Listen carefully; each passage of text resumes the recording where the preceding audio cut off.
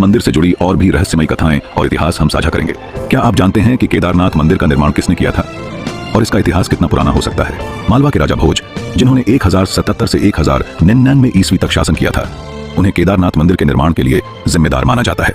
इस दावे का समर्थन एपिग्राफिया इंडिका खंड 1 नामक ग्रंथ से भी होता है, जो राजा भोज के समय के दौरान मंदिर के निर्माण का संकेत देता है।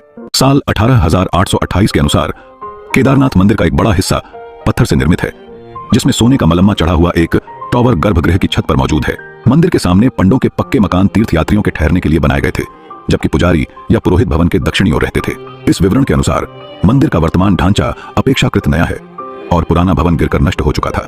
इस जानकारी से यह साफ होता है कि मंदिर की संरचना में कई बदलाव और पुनर्निर्माण हुए हैं। तो सवाल यह है कि केदारनाथ मंदिर कितना पुराना हो सकता है? अगर हम शिलालेखों और ऐतिहासिक साक्ष्यों को ध्यान में रखते हैं तो यह माना जा सकता है कि मंदिर का मूल निर्माण सैकड़ों साल पहले हुआ था, शायद इससे भी पहले, और इसे समय समय पर नवीनीकरण और पुनर्निर्माण की आवश्यकता पड़ी। कुछ शोधकर्ताओं के अनुसार केदारनाथ मंदिर का मूल ढांचा प्राचीन समय में स्थापित हुआ था और बाद में राजा भोज और अन्य शासकों ने इसमें सुधार किया। क्या आप भी इस मंदिर के इतिहास और इसके पुनर्निर्माण के बारे में और जानना चाहते हैं? क्या आप जानते हैं कि केदारनाथ मंदिर 400 साल तक बर्फ में दबा रहा और फिर भी सुरक्षित बचा रहा? यह सचमुच एक रहस्य है, और इस अद्भुत घटना के पीछे क्या कारण हो सकते हैं? क्या यह भगवान शिव की कृपा थी या फिर प्रकृति के अद्भुत विज्ञान का चमत्कार थे? 18वीं से 17वीं शताब्दी तक केदारनाथ मंदिर लगभग 400 वर्षों तक बर्फ की मोटी परत के नीचे दबा रहा।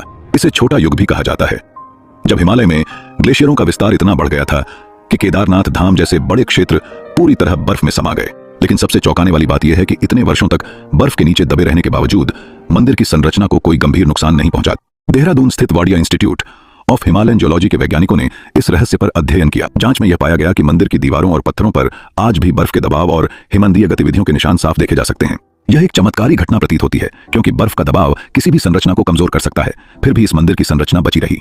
तो क्या यह भगवान शिव की कृपा थी जिसने इस मंदिर को हजारों सालों तक बचाए रखा, या प्रकृति का अद्भुत विज्ञान जिसने बर्फ के दबाव को सहन करने की शक्ति दी?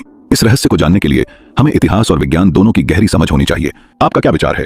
क्या आप मानते हैं कि यह चमत्कार भगवान शिव की कृपा से हुआ या फिर यह एक वैज्ञानिक घटना थी?